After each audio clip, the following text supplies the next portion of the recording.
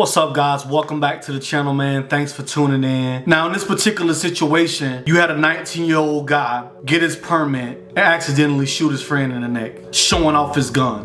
The Massachusetts teen is paralyzed after he was accidentally shot by a friend who was showing off his new handgun. According to a GoFundMe page set up to help pay for medical costs, equipment, and housing, 19-year-old Jamel Evans was shot in the neck with the bullet severing parts of his spinal cord. He is permanently paralyzed and will be confined to a wheelchair for the rest of his life. Evans had returned home to Woburn to visit his mom and friends after spending time with his father in Maine. Police said Evans was at home of his 22-year-old friend, Alec Agostino Brass, on Saturday afternoon when he was shot. Brass was showing him a newly acquired handgun. In the process, it was an unintentional discharge which struck the victim in the neck. Woburn Police Department Chief Bob Rufo Jr. tells People, according to Brass, he thought he had unloaded it or made it safe. A very, very poor decision that in a matter of seconds both lives tragically changed. Rufo says Brass did not call 911, but instead chose to drive his friend to the hospital and initially blamed the shooting on a masked intruder. Basically, he said he heard a loud noise that sounded like a gunshot and he was in the bathroom at the time. He observed an unknown male wearing black pants, a black hooded sweatshirt, red vest, a black mask, tight black gloves running through the kitchen. Rufo says detectives had suspicions about the story from the start. It was ascertained pretty quickly the original story was fictitious and the truth was finally told. Brass has been charged with assault and battery by means of a dangerous weapon, discharging a firearm within 500 feet of a dwelling, and improper storage of a firearm. He was released on bail and pled not guilty at arraignment on Monday.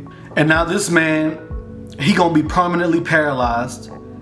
He gotta live the rest of his life in a wheelchair.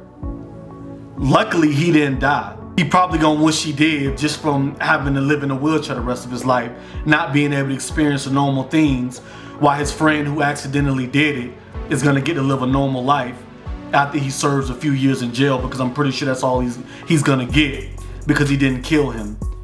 You know, y'all, time and time again, man, we see situations like this.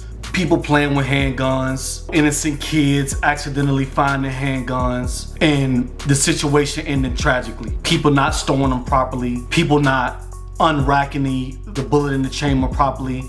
You know, just handling it so irresponsibly. I'm glad I've never been the type to be overly excited about firearms. You know, learning the stuff I've learned and going throughout life, I wouldn't even put myself in a situation for somebody to even pull a firearm out and be playing with it and accidentally shoot me. And to be honest, I don't even have a firearm because of my kids. What if they find it? You know, I think about all the bad scenarios and things like that, and that's why I've never been the type to want to have a firearm in my house or even in the reach so my kids could potentially get a hold of it. I'm just not willing to take that risk, let alone being around a friend that's playing around with one. That's just a whole nother risk. With that being said, y'all, man, I want to thank y'all for tuning in to another episode. Make sure y'all subscribe, turn on notifications, and I'll see y'all on the next one.